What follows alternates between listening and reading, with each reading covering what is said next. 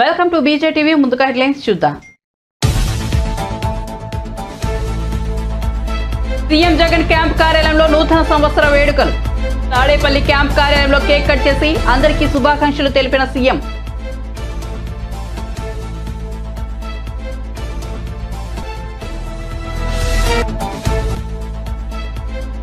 Governor తమిళసైని కలిసి శుభాకాంక్షలు తెలిపిన సీఎం రేవంత్ రెడ్డి. రాజ్భవన్ కు వెళ్లి శుభాకాంక్షలు తెలిపిన ముఖ్యమంత్రి. వెంట స్పీకర్ ప్రసాద్ కుమార్, మంత్రులు సీతక్క, కొండా సురేఖ.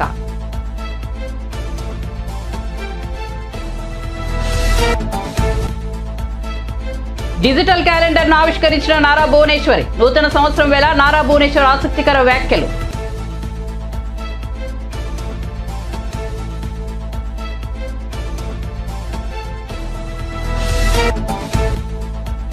మన దేశానికి ఈ ఏడాది చాలా కీలకమైనదన్న కిషన్ రెడ్డి. సతీ సమేతంగా తిరుమల శ్రీవారిని దర్శించుకున్న కేంద్ర మంత్రి. 2024లో ప్రపంచవ్యాప్తంగా భారత్ కీలక పాత్ర పోషించనుందని వెల్లడి.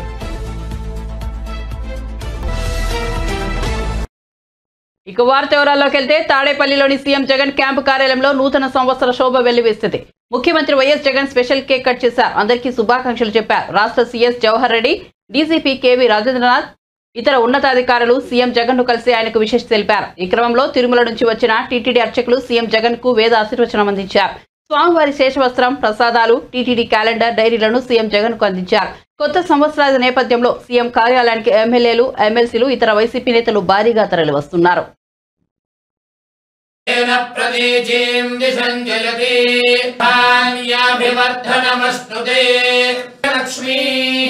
నిఖిల గుణగణాడంబరీయుక్తి లక్ష్మీ సర్వాంగే సౌమ్య లక్ష్మీ మయతు విజయతాం సర్వ సామ్రాజ్య లక్ష్మీ భామానం మహీయతే ధాన్యం ధనం వశుం బహుపుత్ర శత సంవత్సరం దీర్ఘాయు శ్రీ ప్రసన్నర ప్రసాద సిద్ధిరస్తు సమృద్ధిరస్తు సర్వోత్తరాభివృద్ధిరస్తు.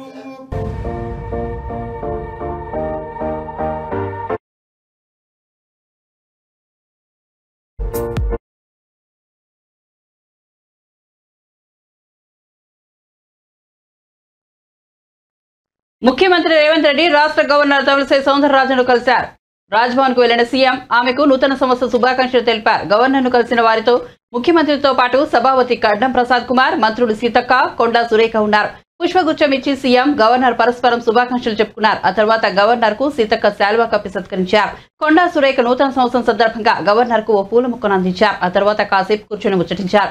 కాగా గవర్నర్ తమిళసై, సీఎం రేవంత్ రెడ్డిలో ప్రజలందరికీ ఆంగ్ల నూతన సంవత్సర శుభాకాంక్షలు తెలియజేశారు.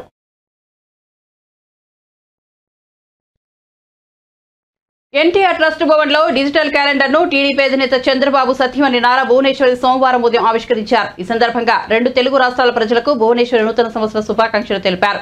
53 రోజుల పాటు చంద్రబాబు కోసం నిలబడిన తెలుగు ప్రజలకు కృతజ్ఞతలు తెలిపారు. కేసులకు భయపడకుండా ప్రజలు బయటకు వచ్చి తమను అండగా నిలబడ్డారన్నారు.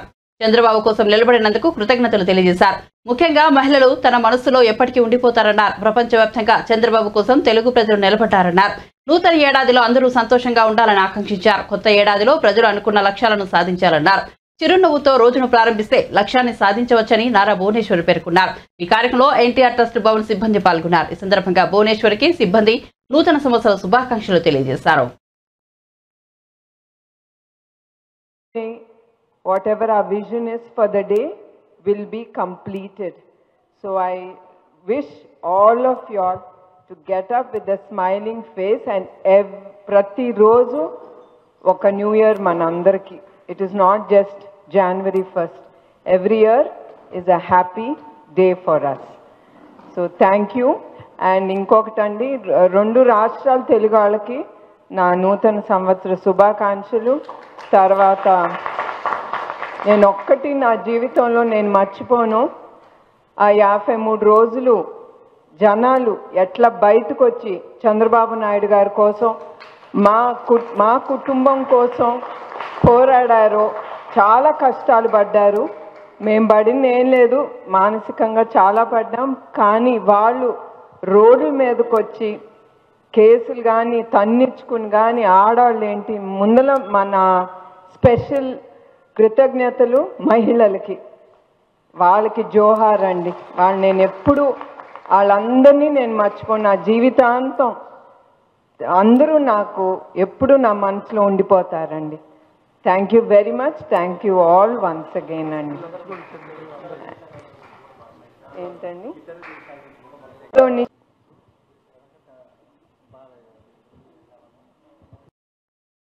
గుంటూరు వెస్ట్ నియోజకవర్గంలో మంత్రి విడుదల రజని కార్యాలయంపై టీడీపీ జనసేన కార్యకర్తలు దాడులు చేశారు. కొత్తగా నిర్మించిన ఆఫీసుపై రాళ్ల దాడికి తెగబడ్డారు. ఫ్లెక్సీలను చించేసి అద్దాలు ధ్వంసం చేశారు. ఈ నేపథ్యంలో మంత్రి విడుదల రజని సోమవారం ఉదయం పార్టీ ఆఫీసు వద్దకు చేరుకుని పరిశీలించారు. ఈ సందర్భంగా మంత్రి రజని మీడియాతో మాట్లాడుతూ దాడిని తీవ్రంగా ఖండిస్తున్నారు. బీసీ మహిళలైన నన్ను దాడులతో భయపెట్టలేరన్నారు. ఇది పక్కా ప్లాన్ తో జరిగిన దాడి అని పేర్కొన్నారు. రాళ్లు తీసుకొచ్చి దాడికి పాల్పడ్డారన్నారు. ఈ దాడి వెనుక ఎవరున్నా వదిలిపెట్టేది లేదని తెలిపారు. అధికార దాహంతోనే ఈ దాడికి పాల్పడ్డారని ఆరోపించారు. ఎన్నికల్లో ఓడిపోతామనే భయంతోనే ఇదంతా చేస్తున్నారన్నారు.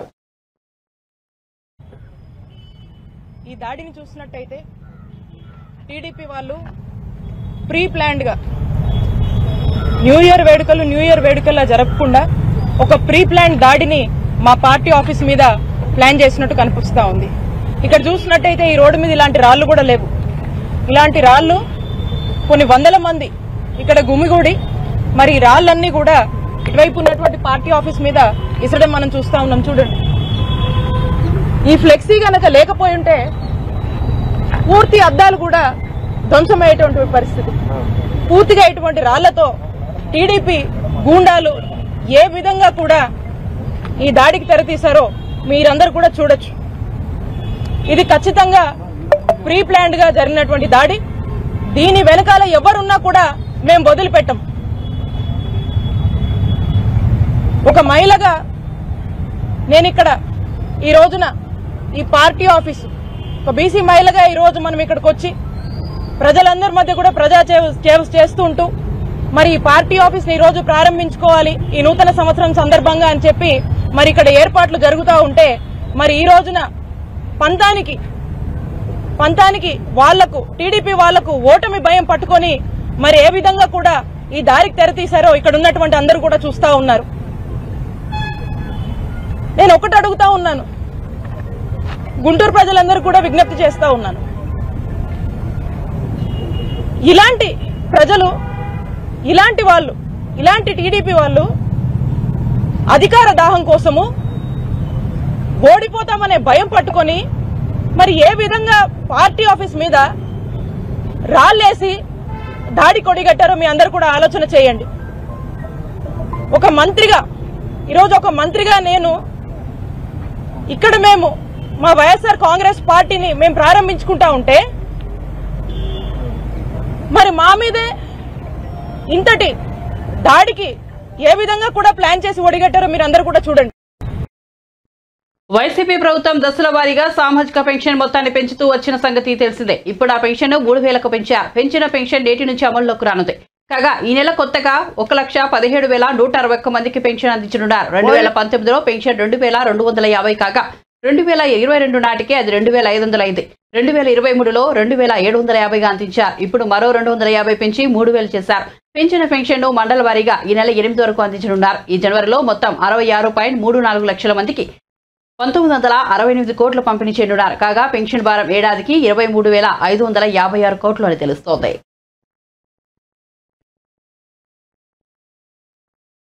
బసవతారకం క్యాన్సర్ ఆసుపత్రిలో నిర్వహించిన కొత్త సంవత్సరం వేడుకల్లో ప్రముఖ నటుడు బాలకృష్ణ పాల్గొన్నారు. కేక్ కట్ చేసి స్వయంగా చిన్నారులకు తినిపించారు. వారికి పుస్తకాలను అందించారు. అందరికీ నూతన సంవత్సర శుభాకాంక్షలు తెలిపారు.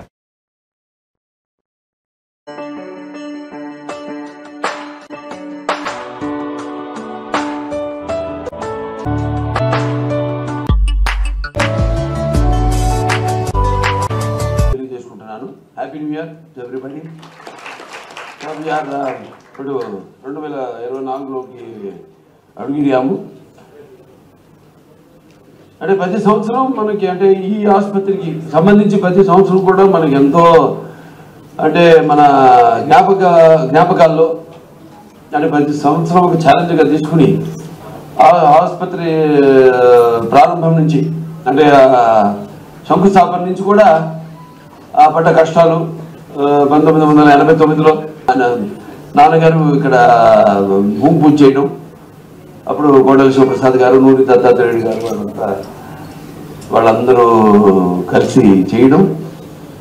అలాగే ప్రతి సంవత్సరం అప్పుడు ఎన్నో ఆర్థికంగా ఎన్నో ఇబ్బందులు ఎదురు కావడం, అలాగే ప్రభుత్వాలు మారడం, దానివల్ల జాప్యం జరగడం, ఎంతోమంది దాతలు ఇప్పుడు వెంకటేశ్వర కానివ్వండి, లేకపోతే మేడం తులసి గారు కానివ్వండి, పోలవరపు వాళ్ళంతా కూడా టాటా మెమోరియల్, తర్వాత చంద్రబాబు నాయుడు గారు ఆయన వచ్చాక వాళ్ళని, అలాగే ఈ ఎంపీ ల్యాండ్స్ నుంచి డబ్బు తీసుకురావడం, అలా అలా అలా చేసుకుంటూ ఆసుపత్రిని సో ప్రతి సంవత్సరం ఏదైతే ఈ క్యాన్సర్ వ్యాధులో ప్రపంచవ్యాప్తంగా అంటే హాస్పిటలే కాకుండా రీసెర్చ్ అండ్ డెవలప్మెంట్ కూడా, సో దాంట్లో అన్ని విషయాల్లో కూడా ఏది ఒక ఆసుపత్రికి వచ్చే పేషెంట్ ఎక్స్పెక్టేషన్స్కి తగ్గకుండా ఈ ఆసుపత్రిని అభివృద్ధి చేసుకుంటూ, అంటే గత సంవత్సరాన్ని మర్చిపోకుండా ఆ గత సంవత్సరంలోని అనుభవాలను నెమరేసుకుంటూ మనం ప్రస్తుతం జీవిస్తూ భవిష్యత్తు గురించి ఒక రోడ్ మ్యాప్ వేసుకుంటూ ఈ యొక్క ఆసుపత్రిని మరి ఈరోజు ఈ స్థాయికి తీసుకొచ్చిన ప్రతి ఒక్కరికి నా ధన్యవాదాలు తెలియజేసుకుంటున్నాను. గ్రీన్ ఇండియా ఛాలెంజ్ సంప్రదాయాన్ని నిబద్ధతతో కొనసాగిస్తామని బీఆర్ఎస్ ఎంపీ జోగినిపల్లి సంతోష్ కుమార్ అన్నారు. కొత్త సంవత్సరం వేళ ఆయన గ్రీన్ ఇండియా ఛాలెంజ్ లో పాల్గొన్నారు. అందులో భాగంగా బంజారా హిల్స్ పార్క్ లో మొక్కలు నాటారు.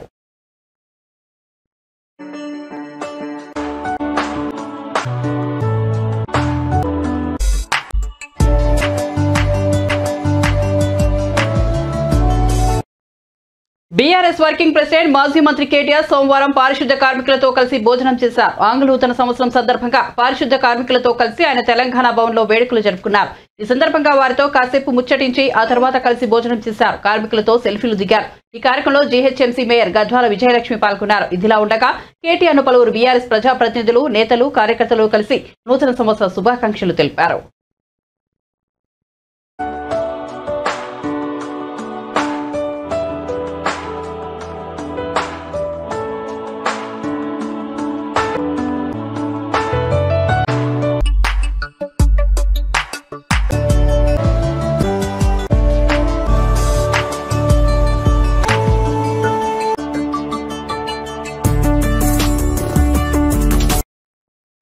నూతన సంవత్సరాన్ని పురస్కరించుకుని హైదరాబాద్ లోని ఆలయాలకు భక్తులు పోటెత్తారు. నగరం నడిబొడ్డున ఉన్న బిర్లా బందర్ కు జనం పెద్ద ఎత్తున తరలివచ్చారు. దీంతో ఆలయ ప్రాంగణం సందడిగా మారింది.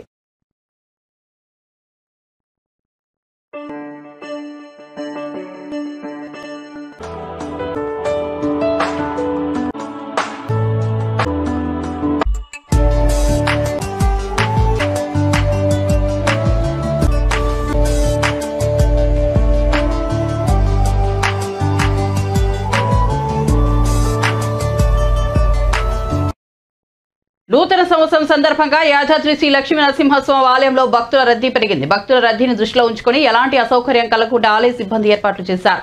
రద్దీకి అనుగుణంగా కొండపైకి వెళ్లేందుకు ప్రత్యేక ఉచిత బస్సులను టీఎస్ఆర్టీసీ ఏర్పాటు చేసింది.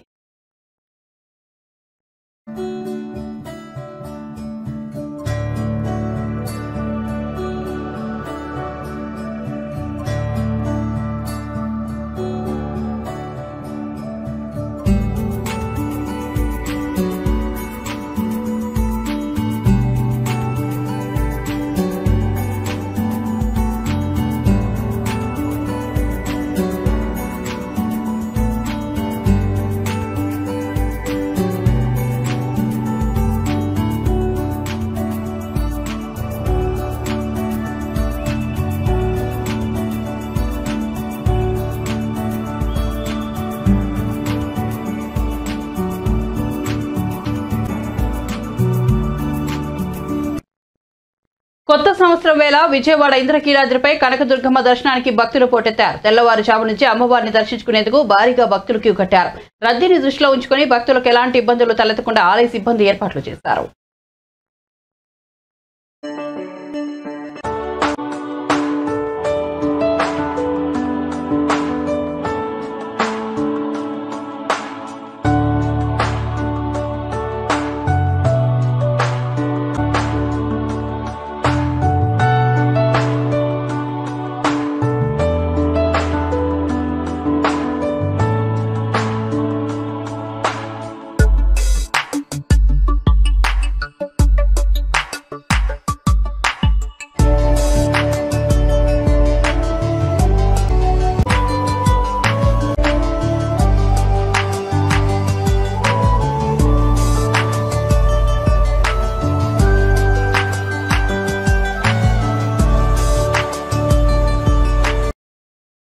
కొత్త సంవత్సరం వేళ తిరుమల శ్రీవారిని పలువురు ప్రముఖులు దర్శించుకున్నారు. సోమవారం వీఐపీ ప్రారంభ విరామ దర్శన సమయంలో విశాఖ శారదాపీఠం ఉత్తరాధికారి స్వతానందేంద్ర స్వామి, తెలంగాణ ఉప ముఖ్యమంత్రి బట్టువేలు విక్రమార్క, సినీ నటుడు సుమన్లు స్వామివారి దర్శనం చేసుకున్నారు. టీటీడీ ఆలయ అధికారులు వీరికి స్వాగతం పలికి దర్శన ఏర్పాట్లు చేశారు. అనంతరం వారికి స్వామివారి తీర్థ ప్రసాదాలను అందజేశారు.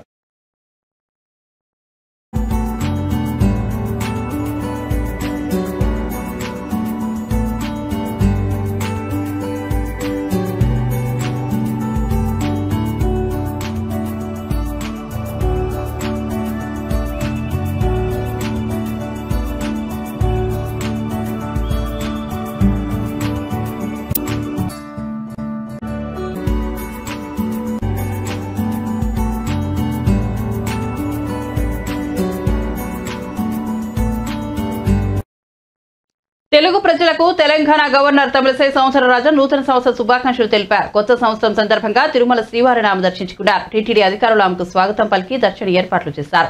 దర్శనం అనంతరం స్వామివారి తీర్థ ప్రసాదాలను అందజేశారు.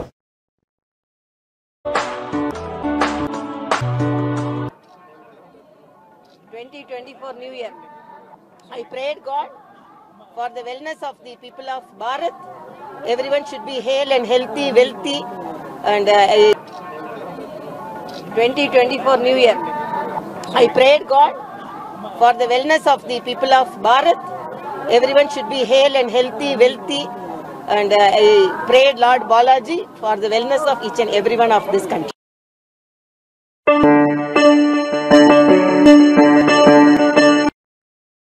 ఎంతో కాలంగా ఎదురు చూస్తున్న అయోధ్య రామ మందిరం ప్రారంభోత్సవం ఈ ఏడాదిలోనే జరగనుందని కేంద్ర మంత్రి బీజేపీ తెలంగాణ రాష్ట్ర అధ్యక్షుడు కిషన్ రెడ్డి తెలిపారు.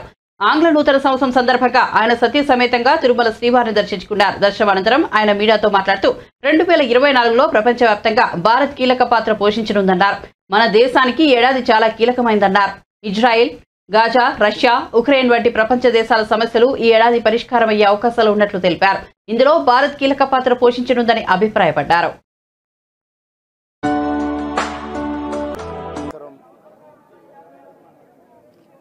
సందర్భంగా హృదయపూర్వకమైనటువంటి నూతన సంవత్సర శుభాకాంక్షలు తెలియజేస్తా ఉన్నాను.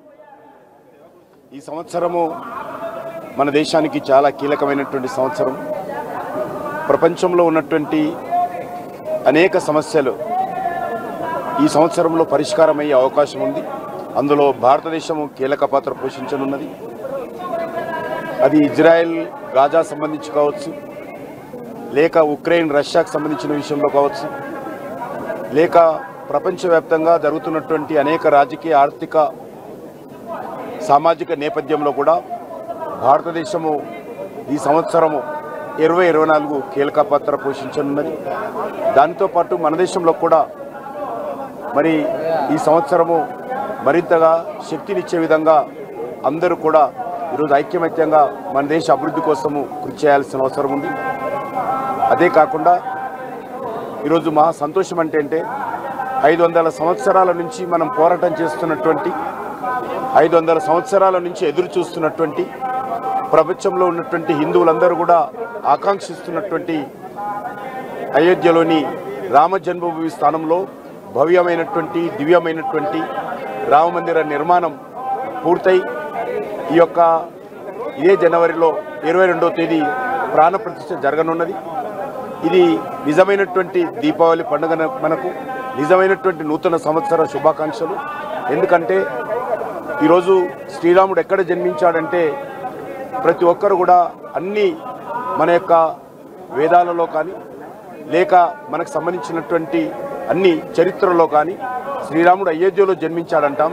కానీ దురదృష్టవశాత్తు 500 సంవత్సరాలుగా అటువంటి అయోధ్యలోని శ్రీమందిర దేవాలయము మరి లేకుండా ధ్వంసమైంది.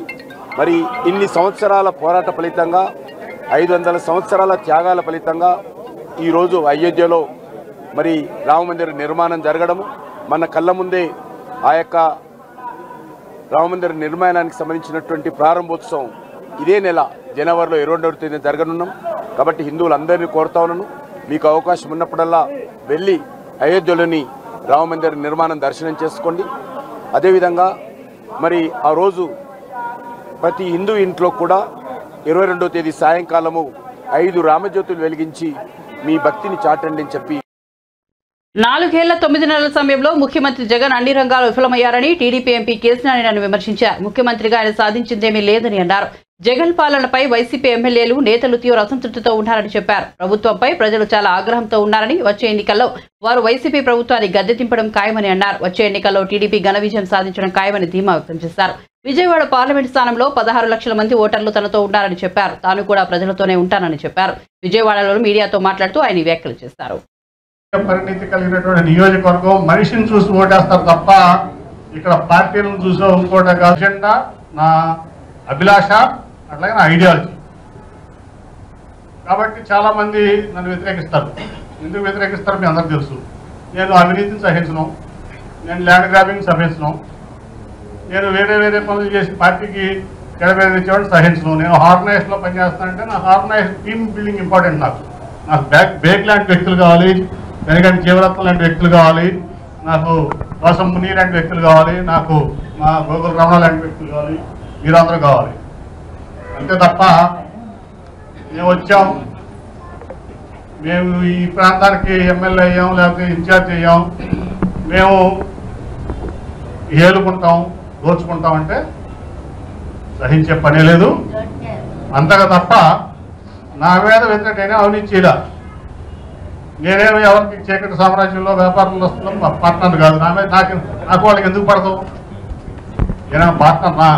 ఈ దాంట్లో నేను మాట్లాడిగానా? మాట్లాడలేదు కదా. ఎందుకు పడదంటే వీడు ఒక కాపలా కుక్క విజయవాడ పార్లమెంట్కి, వీడు తినడం మమ్మల్ని తిన్నీడు అంత తప్ప ఏం ఎజెండా లేదు ఇక్కడ. అంతేనా? వీడు దోచుకోడు, ఈ విజయవాడ దోచుకోలేడు, వీడితో మాకు కావు, వీడు ఎంపీగా లేకపోతే మాకు హ్యాపీగా ఉంటుంది. వీడు అసలు ఈ తెలుగుదేశం పార్టీ నుంచి పోతే నేను చక్కగా ఈ పార్టీని ఈ బెదవాడిని ఇక్కడ జగ్గేవాడ నుంచి విజయవాడ ఈస్ట్ వరకు అటు తిరువురు వరకు దోస్తూ తినొచ్చు అనేదే ఎజెండా. అందుకని నేను ఎజెండా ఉందా నా మీద వ్యతిరేకిస్తాను కాకుండా మీడియా కూడా చెప్పొచ్చు. నా మీద వేరే ఎజెండా ఉంటుందా? నేను మీ దాంట్లో మాట్లాడిగానా? నేను బిజినెస్ పార్ట్నర్నా? అది ఏంటి? నేను ఈస్ట్లో వచ్చి వెళ్తున్నానా, సెంట్రల్లో వచ్చి వెళ్ళి పెడుతున్నానా, వెస్ట్లో వచ్చి వెళ్ళి పెడుతున్నానా? పెట్టలేదు కదా. ఏంటంటే వీడు కాపులో కుక్కాలి విజయవాడకి. వీడుండగా ఏ పార్టీకైనా, ఆ పార్టీ అనే కాదు, వైసీపీ అనే కాదు, ఎవడో కాదు, అవినీతి పనుల్ని సహించే పనే లేదు విజయవాడ. నేను అంతగా వస్తూ ఎవడు ఎన్ని చేసినా కానీ దానికి సమర్థంగా ఎదుర్కోవడానికి ఇంతమంది నిజాయితీ పనులు ఉన్నారు. ఇక్కడ ఇబ్బంది ఏం లేదు. అలాగే విజయవాడ వెస్ట్ నియోజకవర్గం 2 సార్లు 2014లో నేను పోటీ చేశా. అప్పుడు బీజేపీ అలయన్స్ వెల్లంపల్లి శ్రీనివాస్ బీజేపీలో అభ్యర్థిగా పోటీ చేస్తే 3,000 దాకా ఓడిపోయాడు.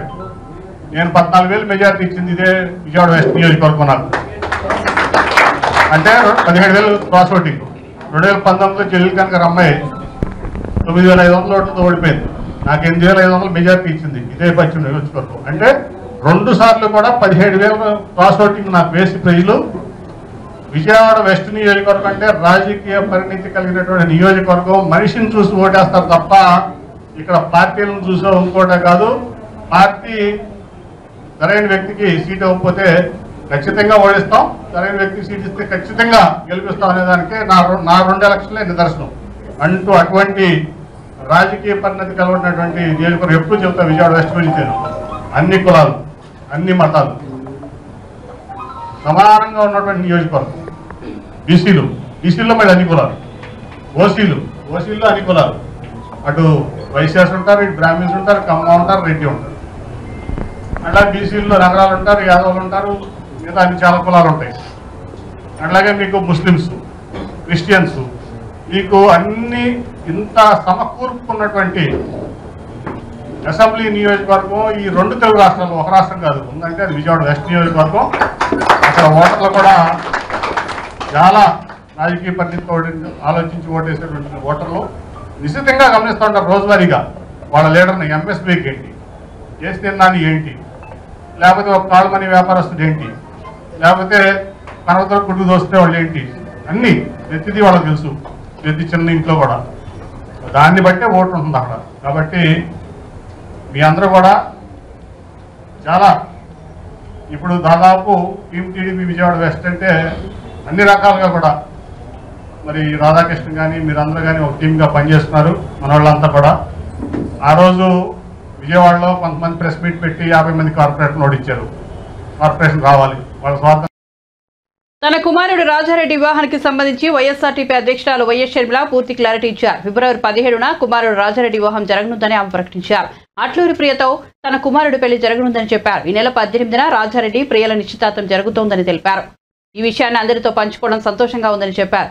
కుటుంబ సమేతంగా కాబోయే వధువులతో కలిసి ఇడుపులపాయలోని వైఎస్ ఘాట్కు ప్రదర్శిస్తామని పేర్కొన్నారు. తొలి వివాహ ఆహ్వాన పత్రికను నాన్న సమాధి వద్ద ఉంచి ఆయన ఆశీస్సులు తీసుకుంటామని చెప్పారు. ఈ మేరకు ఆమె ఎక్స్ వేదికగా పూర్తి వివరాలను తెలియజేశారు. మరోవైపు రాజారెడ్డి అట్లూరు ప్రియుల ప్రేమలో ఉన్న సంగతి తెలిసిందే.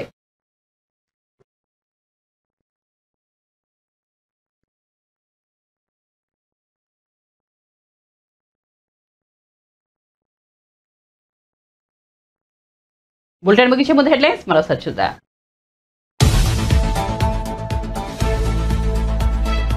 సీఎం జగన్ క్యాంపు కార్యాలయంలో నూతన సంవత్సర వేడుకలు. తాడేపల్లి క్యాంపు కార్యాలయంలో కేక్ కట్ చేసి అందరికీ శుభాకాంక్షలు తెలిపిన సీఎం జగన్.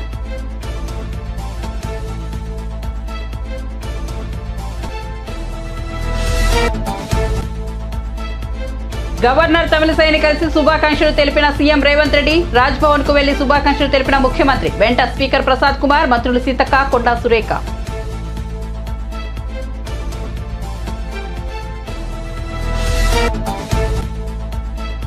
డిజిటల్ క్యాలెండర్ ను ఆవిష్కరించిన నారా భువనేశ్వర్. నూతన సంవత్సరం వేళ భువనేశ్వర్ ఆసక్తికర వ్యాఖ్యలు.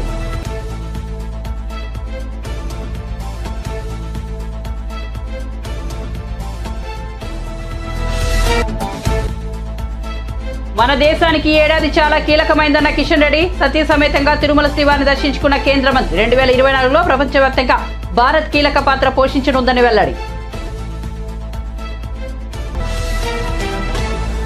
మరిన్ని అప్డేట్స్ కోసం చూస్తూనే ఉండండి BJTV.